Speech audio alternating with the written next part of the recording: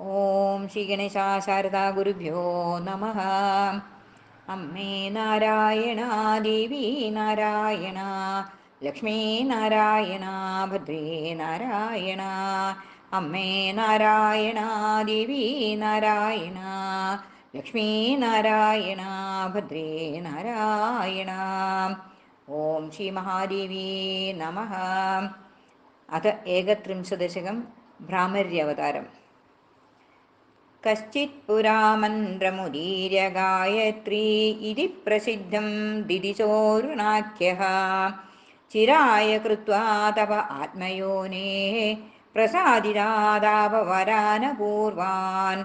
സ്ത്രീപുംഭിരസ്തൈഃ ശരണേ ദ്വിപാദൈഃ ചതുഷ്പദൈശ്ചാപ്യുഭയാത്മകൈശ്ച. അവധ്യതാം ദേവപരാജയം ച ലബ്ധ്വാ സതൃപ്തോ ദിവമാസസാദ. പ്രണേജിതാ ദൈത്യഭയേന ലോകപാലൈ സഹസ്വസ്വപദാനി ഹിത്വാ. ദേവാദ്രുതാ പ്രാപ്യ ശിവം രിപൂണാം സമ്യക് മധോപായമചിന്തയംശ്ച.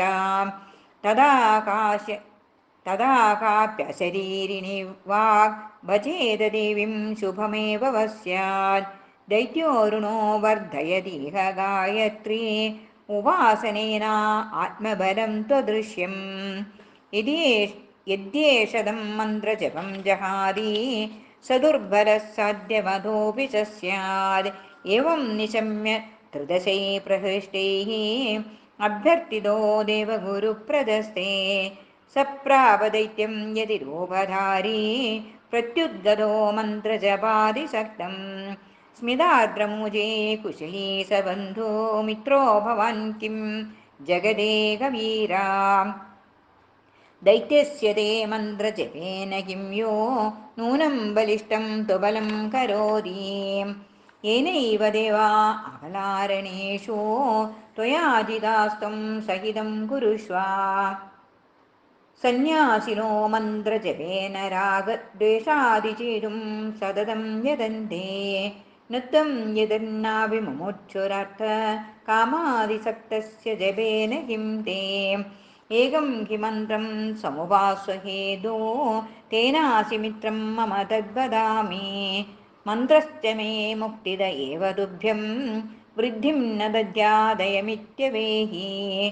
ബൃഹസ്പതാവേവ മുദീര്യയാദേ സത്യം തദുക്തം ദിദിശോ വിചിന്യ.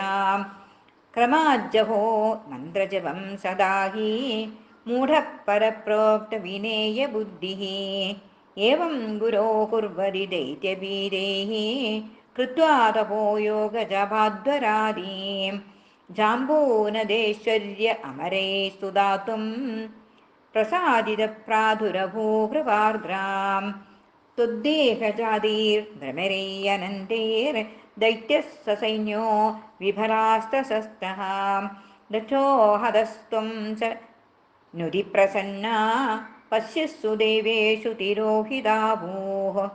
स्वदेहदो वै भ्रमरान् विधात्री त्वं भ्रामरीति प्रथिता जगल्सु. अहो विचित्रास्तव देवी लीलाः. നമോ നമസ്തേ ഭുവനേശി മാതഃ. നമോ നമസ്തേ ഭുവനേശി മാതഃ. ഇതി ഭ്രാമര്യാവതാരം നാമ ഏകത്രിംശദശകം. ഓം ശ്രീ മഹാദേവ്യേ നമോ നമഃ.